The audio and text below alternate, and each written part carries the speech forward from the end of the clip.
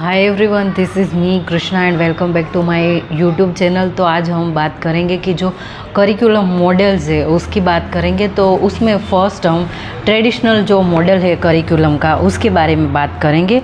तो ये जो ट्रेडिशनल मॉडल है वो टाइलर ने दिया है, राल्फ टाइलर ने।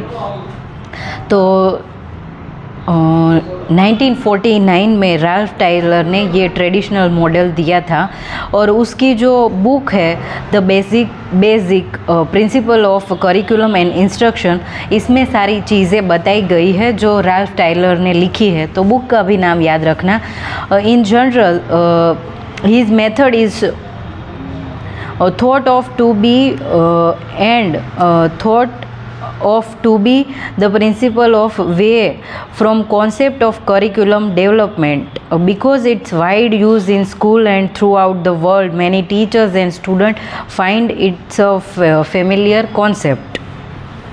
और ये जो अप्रोच है उसको सब्जेक्ट सेंटर ओरिएंटेशन कहा जाता है, इसलिए कि इसमें जो होता है वो सेट ऑफ एक्सपर्ट्स है, फिर प्री डिटरमाइंड सब्जेक्ट मैटर है that are mastered by student and the curriculum is structure around the contents unit and the sequence of what is taught follow the logic and subject matter. तो जो ये traditional model है Tyler ने दिया है, Ralph Tyler ने, और ये काफ़ी पुराना और जो ट्रेडिशन जो फर्स्ट जो मॉडल होता है वो है जो करिकुलम के बारे में, और जिन्होंने करिकुलम की बात की कि करिकुलम है ये इस प्रकार का होना चाहिए, तो वो राल्फ टाइलर थे। और ये ट्रेडिशनल मॉडल है वो काफ़ी लंबे हद तक और काफ़ी टाइम तक ये चला, क्योंकि पहले के टाइम पे किसी के पास कुछ ऐसा नॉलेज नहीं था कि करिकुलम है उसको कैसे डेवलप करना है, क्या है। तो ये जो राल्फ टाइलर का ये ट्रेडिशनल मॉडल है वो काफ़ी हद तक लोगों ने उसको यूज़ किया, जो एजुकेशनिस्ट थे उन्होंने। तो ये है वो सब्जेक्ट ओरिएंटेड है, और इसमें क्या रहेगा कि जो अप्रोच है इसका वो सब्जेक्ट सेंटर रहेगा, कि जो सब्जेक्ट है उसको ही सेंटर मानते हैं और सब्जेक्ट में ही लोग सब्जेक्ट है उसके इर्द गिर्द ही बातें होंगी।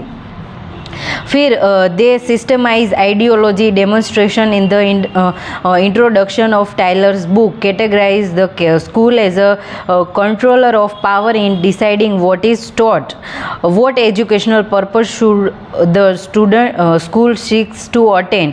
तो एजुकेशनल पर्पज़ है वो क्या होने चाहिए कि जो स्कूल में होने चाहिए वो सारे। How can learning experience be selected which is likely to be useful in attaining those objective. तो लर्निंग एक्सपीरियंस है वो कैसे सिलेक्टिव हो सकते हैं और वो लर्निंग एक्सपीरियंस कैसे स्कूल और स्टूडेंट को हेल्पफुल हो सकते हैं और उनके ऑब्जेक्टिव्स क्या हो सकते हैं। फिर how can learning experience can be organize for effective instruction, यानी कि जो ये लर्निंग एक्सपीरियंस है वो कैसे ऑर्गेनाइज हो सकते हैं और इफ़ेक्टिव इंस्ट्रक्शन के लिए वो कैसे हेल्पफुल हो सकते हैं। ठीक है, how can the effectiveness of learning experience be evaluated. तो एक्सपीरियंस जो है उसको कैसे इवेल्यूएट करना है और उसको कैसे एग्जामिन करना है, वो सारी चीज़ें। ठीक है, according to Tyler curriculum is growing process. Over the courses of the schooling years, the educational experience accumulate to expert profound changes in the learner in way water dripping upon the stone water it away. He expresses that knowledge and skill cannot be photocopied but instead are taught in sequence over time. यानी कि जो knowledge और skill है उसको हम photocopy नहीं कर सकते, यानी कि मैंने ये बुक में से कुछ भी पढ़ लिया तो ये मेरे दिमाग में बैठ गया, ऐसा नहीं हो सकता। कुछ चीज़ें होती है वो मुझे समझ में नहीं आती है तो वो मुझे बार बार पढ़ना पड़ता है, और वो जो स्किल और नॉलेज है उसको एक ओवर टाइम में वो हमारे समझ में आ जाता है, बट उसको हम फोटोकॉपी नहीं कर सकते। ठीक है, और ये एक्सपीरियंस के थ्रू आएगा कि जैसे जैसे मैं पढ़ती हूँ और मुझे समझ में आ रहा है कि ठीक है कि मेरा एक्सपीरियंस कैसा रहा है और मुझे कैसे समझ में आ रहा है। कई जो स्टूडेंट होते हैं उसको लिख के समझ में आ जाता है, कोई स्टूडेंट होते हैं उसको खाली एक बार पढ़ने से ही याद रह जाता है, और कोई स्टूडेंट लिखते हैं पढ़ते हैं फिर भी उन लोगों को याद नहीं रहता। तो ये काफ़ी इंडिविजुअल डिफरेंसेस रहते हैं कि जो पर्सन है उसकी एबिलिटी क्या है। तो अब हम देखते हैं कि जो ट्रेडिशनल मॉडल है उसके एडवांटेज क्या है। तो the main advantage of this model is that student easily adopt to various method of teaching. तो इसको स्टूडेंट है वो इजीली अडॉप्ट कर सकते हैं कोई भी जो मेथड है उसको, जो टीचिंग की मेथड है उसको। Another advantage is that learning distinct skill in systematic fashion provides itself traditional testing. Testing score can be easily calculated and explained to the funders as program result. फिर program administration can be useful result, traditional test and defend their program's achievement. Student, tutors and teacher can direct to confirm process and progress and that undoubtedly motivating. यानी कि इस जो curriculum model से हमें पता चल जाएगी कि जो स्टूडेंट है उनकी प्रोग्रेस है वो क्या रही है और उन लोगों को अब कौन से एरिया में मेहनत करने की ज़रूरत है और किन चीज़ों पे उनको फोकस करने की ज़रूरत है। तो वो साफ हमें दिख जाएगा कि जो ये करिकुलम मॉडल है उसके थ्रू। फिर where resources are limited the traditional model is much more competent. यानी कि जो हमारे पास अभी रिसोर्सेज है वो लिमिटेड है और इसलिए जो ट्रेडिशनल मॉडल है वो काफ़ी हद तक अभी के टाइम पे रिलेवेंट है। और पहले के लोग जो थे इसको काफ़ी हद तक इसको यूज़ करते थे, बट अभी के टाइम पे बहुत सारे नए मॉडल्स आ गए तो हम एजुकेशन में एक्सपीरियंस करते रहते हैं। बट ये जो बेसिक्स था और जो फर्स्ट मॉडल था ये राल्फ टाइलर ने दिया था, इसलिए इसको ट्रेडिशनल मॉडल भी बोला जाता है। ये सारी चीज़ें हमें याद रखनी। फिर डिसएडवांटेज क्या रहेगा कि the traditional approach to syllabus design lacks the integration. It focuses on one particular subject without the students being able to understand how the one subject implements another. कि ये जो चीज़ है वो एक चीज़ पे ही फोकस करेगा, यानी कि एक जो सब्जेक्ट है उसके ऊपर ही। तो जो स्टूडेंट है उन लोगों को कैसे पता चलेगा कि जो दूसरी चीज़ें हैं दूसरे सब्जेक्ट है वो भी they are also important and there are things we need to understand and we have to learn.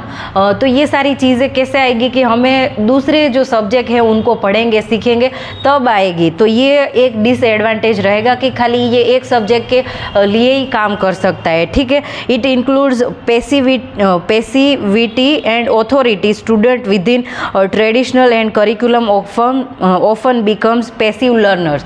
यानी कि ये पैसिव लर्निंग हो जाता है कि जो टीचर है वो ही पढ़ाए जा रहे हैं और स्टूडेंट है उन लोगों को कुछ समझ में नहीं आ रहा है और वो कम्युनिकेशन आपस में नहीं कर रहे। तो एक पैसिव लर्निंग हो जाता है कि मैं एक ही मुझे ऐसा मटेरियल दिया गया है और मैं ऐसे सीख रही हूँ और टीचर को और प्रोफेसर को मैं कुछ पूछ नहीं रही हूँ, मेरे जो डाउट्स है वो कुछ पूछ नहीं रही हूँ। तो ये पैसिव लर्निंग हो जाएगा। तो ये सारे डिसएडवांटेज रहे हैं। तो आज के वीडियो में हमने देखा कि जो राल्फ टाइलर का जो ट्रेडिशनल मॉडल है वो क्या है और उसके बारे में राल्फ टाइलर ने क्या उसके विचार है उसके बारे में हमने बात की, और उसके बाद हमने देखा कि इसके एडवांटेज एंड डिसएडवांटेज क्या है। तो I hope you will like this video, और अगले वीडियो में हम दूसरे मॉडल के बारे में बात करेंगे। और ये सारी चीज़ें हैं उसको आपको समझना और जो बेसिक जो कॉन्सेप्ट है उसको याद रखना इज़ वेरी इंपॉर्टेंट, क्योंकि यूजीसी नेट में और एनटीए वाले ऐसा नहीं करते कि वो डायरेक्ट क्वेश्चन पूछ दे कि जो ट्रेडिशनल मेथड है ट्रेडिशनल मॉडल है वो किसने दिया है, ऐसे डायरेक्ट क्वेश्चन नहीं आते। तो आपको थोड़ा वो ट्विस्ट करके पूछते हैं। तो यू नीड टू अंडरस्टैंड कि what is the concept and आपको वो दूसरे तरीक़ों से कैसे क्वेश्चन पूछ सकते हैं वो भी आपको सोच के जाना है। और अभी के टाइम पे आप ऐसे रट्टा लगा के चले गए और ये पूरा मैंने याद कर लिया तो इट्स नॉट इनफ। ठीक है, you need to work on basic concept and जो कॉन्सेप्ट है वो आपको समझ में आना चाहिए और जो बेसिक थिंग्स है उसको हमें याद रखना है। Hope you will like this video. Thank you everyone, happy learning and bye everyone.